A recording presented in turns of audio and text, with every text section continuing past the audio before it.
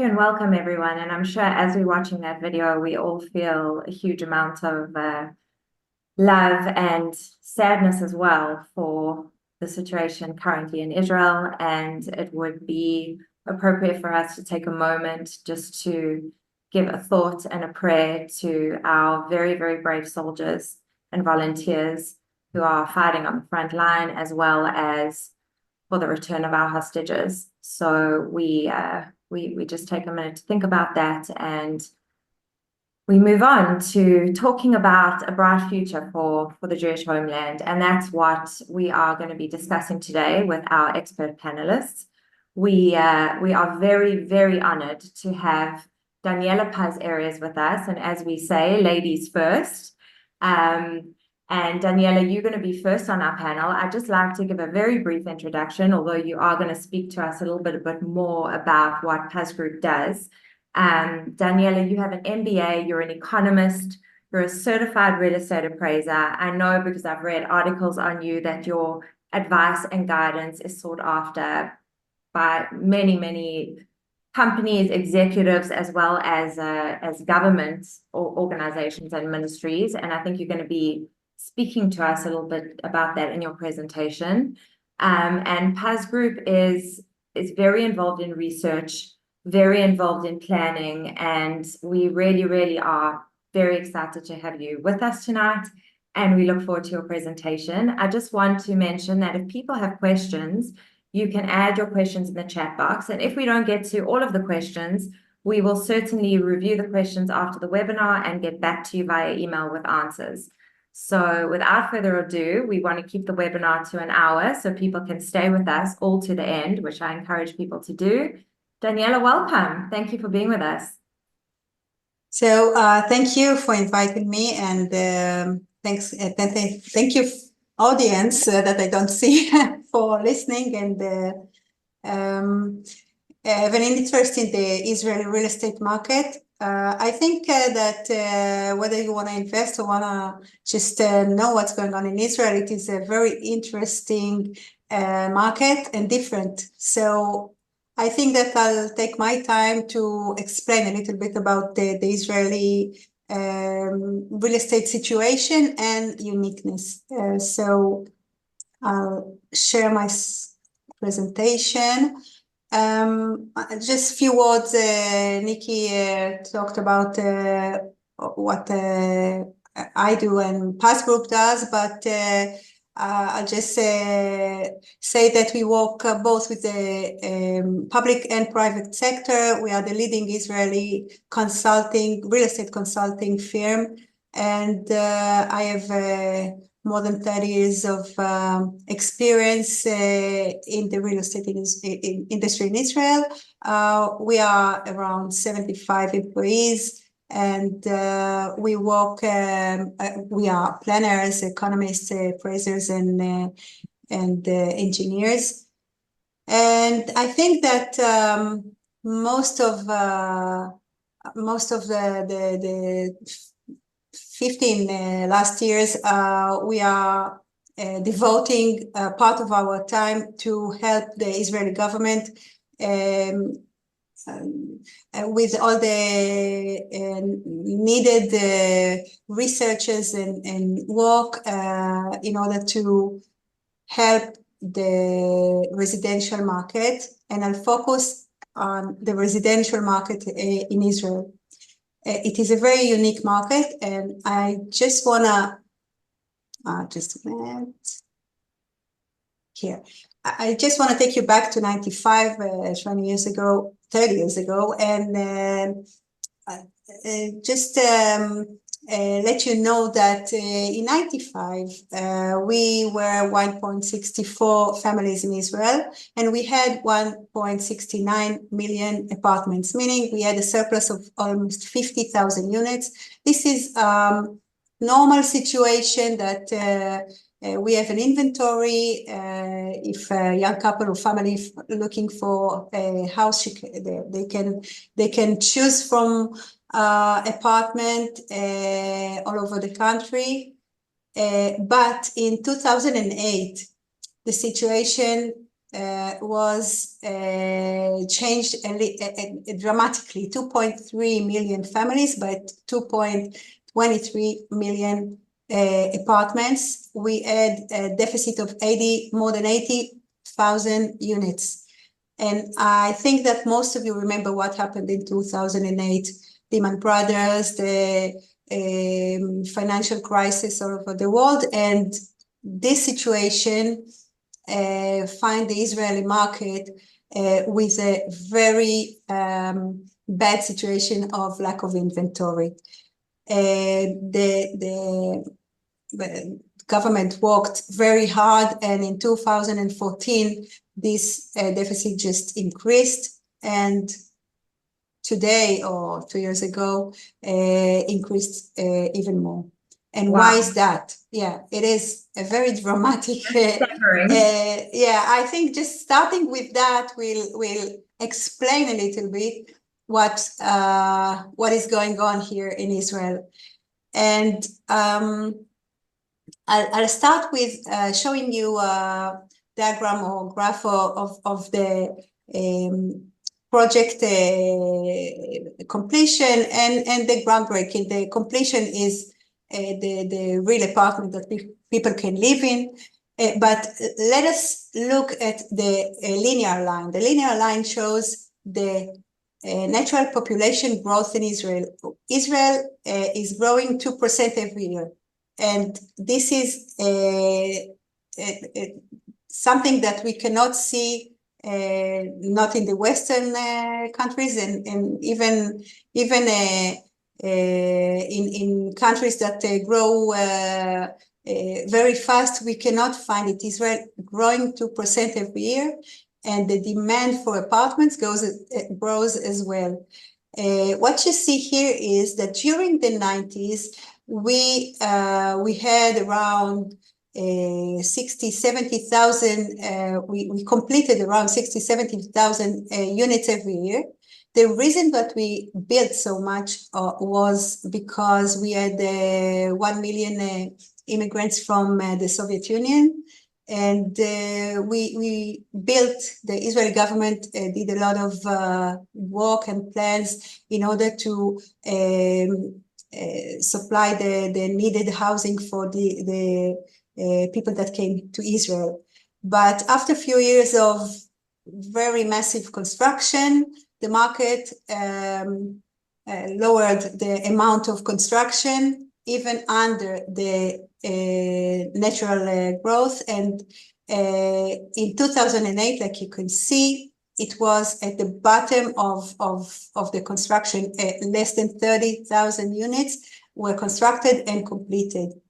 And since then, we are doing everything we can. We, meaning the government, the municipalities, the developers, all the ecosystem of real estate for residential in Israel is doing everything to supply the demand, and it is not enough. You see that we cannot go above the linear line of the growth, and that explains the problem that I showed, the diagram that we are in a growing lack of apartments. Why this industry defies all logic. And when you look at real estate around the world, everyone is expecting prices to drop, and this is exactly why it won't. Yeah, and I suppose that people that study the first lesson of economy knows that supply and demand is, or meeting supply with demand is first rule of prices, and that's what we can see here. Until 2008, the blue line shows the nominal housing prices in Israel, and the green line shows without the index, the real. So even if we look at the blue line, we see that the prices stayed almost the same until 2008, but at 2008, the situation, or the worldwide situation, created zero interest rate all over the world, also in Israel, meeting no inventory and a huge demand, and the prices went up in a manner that they doubled after 15 years. So the problem in Israel is that even now, when the interest rate is not so low, it is around 4.5 in Israel. It is still very, very hard to stop the increased prices in Israel. And we can see a few years that the government did a lot of work, supplied a lot of land, and so I will show you the government actions, but it is not enough, and it is not stopping, and we are growing, and we don't have enough inventory. So this is the Israeli situation. So starting with that, I think we'll explain the rest of my presentation. Okay. Another thing that it is very important to understand that the Israeli land ownership is 93% owned by the state and only 7% privately owned. It is also a very unique situation. I think that there are no other countries that function like that. It is historically because the government didn't want to sell land only lease. So the government is leasing the land 49 years with extension of another 49 years, but not selling. And that means that the government can control the supply of land and apartments by zoning on unzoned land of their own. It is not that you need to force private owners to do that. And the government did that. Since 2011, the government was 2010, the government decided that all the chain of production of apartments should be treated. So starting with increasing the amount of zoning for residential, and then financing the site preparations like roads and other infrastructure, speeding the permit issues, and helping the construction industry. So all of this chain of production is being treated, and also the government aimed the goal of creating 60,000 units every year. And this is also something that was, I'm talking about 2010, was very dramatic to a market that produced half of it, 30,000. Yeah.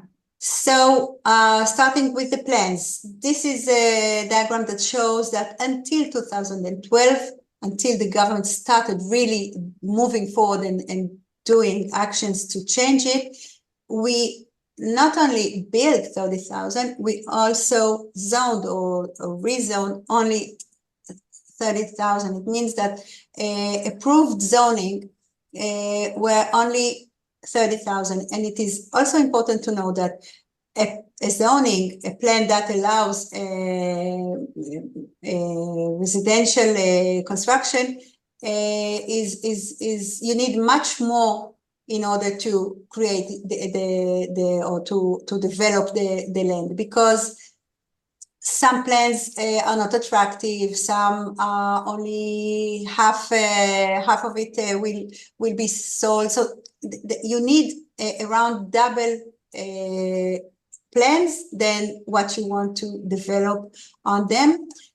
So it is almost nothing what we planned and approved until 2012. Then the government aimed for 60,000 approved plans and met this target, and then moved it to 1,000, 1,020. And right now we can see that the amount of plans are high enough. We have an inventory of planned land or zoned land So this is one problem that we can say we solved.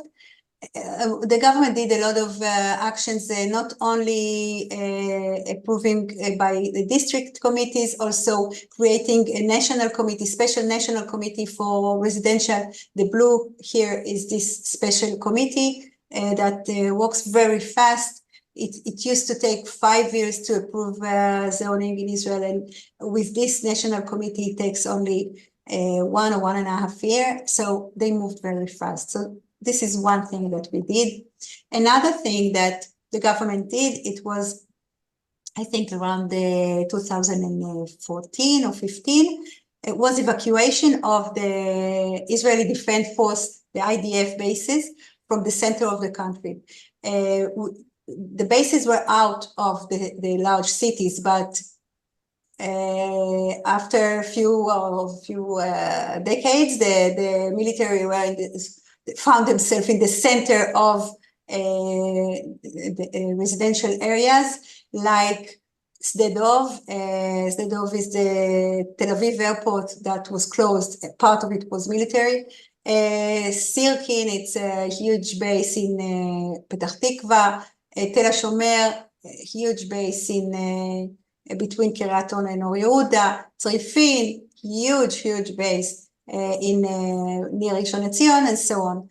The government decided to move all of these bases to the south and the north, most of it to the south. And this was a very big operation of first changing or rezoning the bases to residential. And during that time, creating a PPP, BOTs, public-private partnership bids to developers to construct and develop the new bases in the south. We are proud. What? This is a fascinating slide. It is, yeah, it is. I didn't realize how many bases were actually in the center of Israel. Yeah, you can see this is real, the real area on the map. So you can see, I don't think that you can grasp the amount, but there are areas that you cannot move from one side of the city to the other without doing a road detour, because the base is closed. And during the years of rezoning, our firm, PAS Group, was we managed the residential plans on the basis for the IDF or for the it was for me like a mission, because changing the zoning of Sirkin in the middle of Petah Tikva was like, I spoke about it like falling walls, or like to break the walls that are closing the city. Also in Shalishut Rashit, it's in the middle of Ramat Gan. The base has a wonderful park inside. No one could see it. Templars' houses inside that we decided to preserve, and no one could see it because this is a military base inside the city and you cannot enter. And now when this base will be evacuated and the people, the walls will fall, and the people of Ramat Gan and also Bnei Brak near will walk there and see all the new building, the nice buildings, all the buildings there in the park will be wonderful. You can see something like that today in Tel Aviv, in Sarona. The same thing happened there. Yeah. Can you imagine walls there? But it was like 15 years from now, it was a military base inside Tel Aviv. The walls fell, the gardens and the nice houses there, or the historic houses for the public, it is wonderful. So this is something that we did, and around 100,000 units are going to be built on the bases. Part of it is already occupied, already developed, and people live there in Tzrifin. Part of Tzrifin is is a neighbor called Narkisim, a neighborhood, residential neighborhood today. So this is one thing, and there are more government actions that were done, like creating a linkage between residential neighborhoods and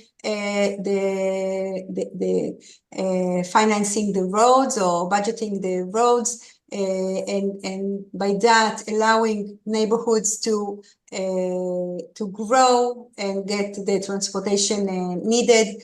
Nikki, I offered the next webinar to talk about the metro, the Israeli metro. We don't have metro, and we are growing, and we need to have mass transportation. So in Israel, like in Israel, you're not doing something small, you're doing huge. The huge transportation metro plan that is right now on the table will have 109 metro station. It is 150 kilometers under the ground for metro that we don't have yet. And it is under existing cities, existing neighborhoods. Good luck to us. But a huge opportunity for developers and people that want to invest in Israel. But this is a separate lecture that I can talk about the places that the metro is going to be, and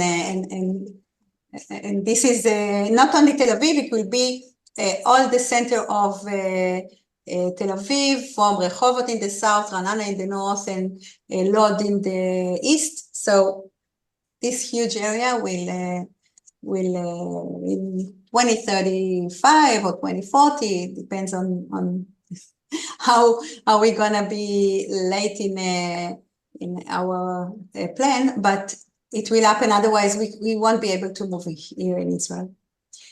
So after talking about the plans and the government, I wanna talk about the linkage between the price of the apartment and the cost of the land. And this is something that works only, that is working everywhere, not only in Israel, but I just want to emphasize by showing that if we're talking about 1 million or 900 land and 900,000 shekels land and 100,000 shekels levy, 1 million total, the cost of construction is something that we cannot change a lot, because it costs to construct a building.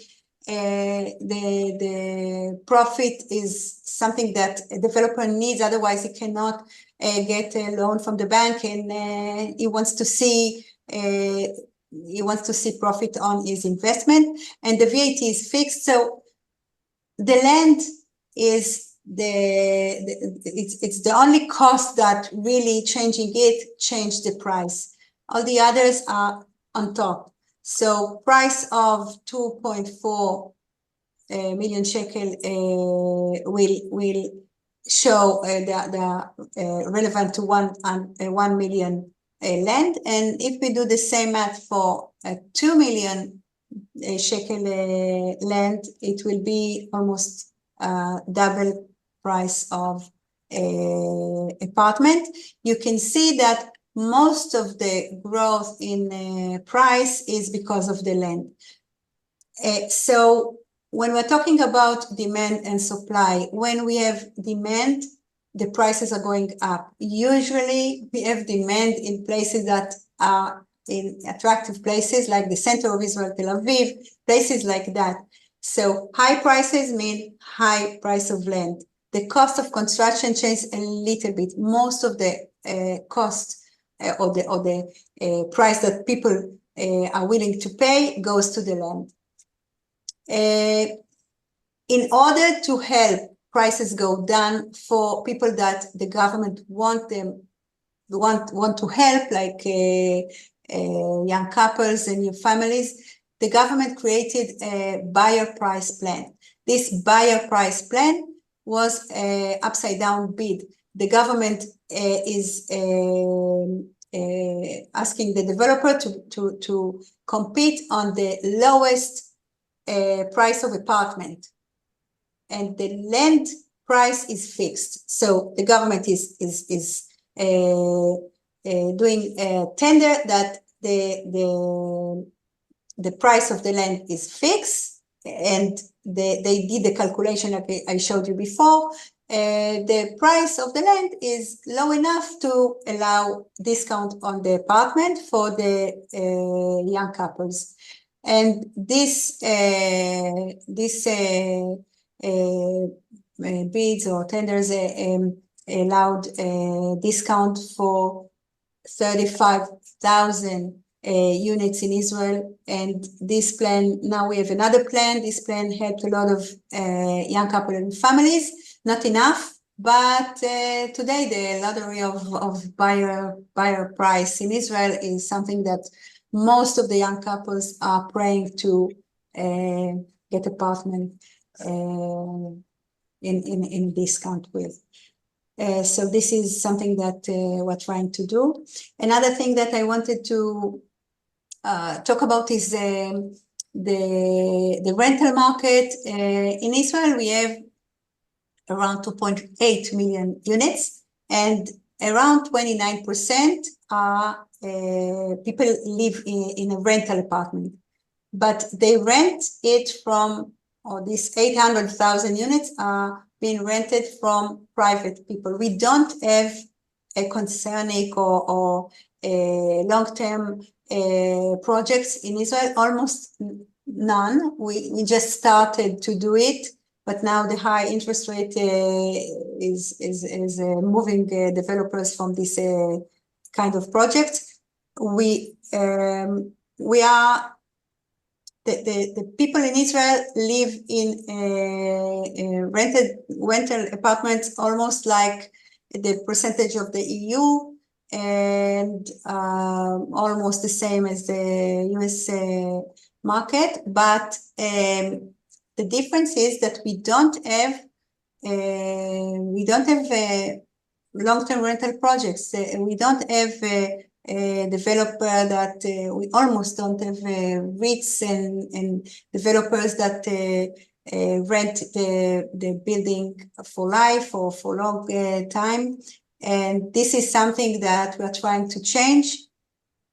I hope it will happen, but this is something that today is very problematic, because the annual ROR for projects in Israel, for rental projects in Israel, is very low, between 2.5 to 3%. If you buy apartment in Israel, you should see around 3% IRR, but the Israeli real estate market for residential also have an upside, meaning that if you buy apartment today, when you sell it, you'll probably see a more expensive or higher price when you sell it. Like I showed you before, the prices are going up in Israel. If you look at 20 years, they are going up between 2 to 3% every year. Another aspect in the Israeli market that is very unique is that most of the Israeli cities were built in the 50s and 60s when the country was started, and they are very old today. We are celebrating our 76th birthday, so these houses are more than 70 years old, and we built them in a very quick way without regulations of earthquake. They are not. They don't have shelters for bombs, and these are things that not only the houses or the buildings are not maintained enough, but also dangerous. So the government also did a pinui binui, meaning raise and rebuild projects and a lot of tax discount and other actions to help this market attract developers to convince and sign people that live in old buildings to get a new apartment instead of the old one. And to allow this, we see a lot of building rights that are being given to these developers between 3 times to 4 times the amount of apartments that are existed in every place that this plan is approved. We have a lot of old buildings, around 800,000. If we're talking about 3 times or 4 times, you can see that we can have a lot of solutions for residential in the old cities or in the existing cities. And I just spoke today in a convention in Jerusalem of Raise and Rebuild. It was more than 1,000 people, developers and municipalities that came, because this is the hottest topic for residential in Israel today. So to sum what I said, I think that you can understand that the demand for residential unit in Israel is, I cannot see a solution in the next few or 10 or 20 years. So we have a demand. We don't have another place for Israelis and Jews, and we are rising 2% every year. And the government is doing actions and support. Right now, as you can understand, we are in a war and the government is dealing other things, but we have a lot of actions that were done, and we can see the effect today. And I think that the market is diversified. We have urban regeneration, long-term rental, and I didn't speak of other solutions, but there are other aspects that can be addressed by the government as solutions for residential, for students, and all their population. I'm not going to talk because my time is up, but the construction capabilities of Israel are up to 70,000 units every year, and we are at our we need to increase the capabilities, and the government is working on that. Now we have a problem because we don't have workers. Most of the construction projects worked with Palestinians, and today we cannot get this solution. So a lot of challenges, and also the time it takes to construct is something that we need to address. But instead of beside these two that we are still coping with, all the others we can see a lot of action in it.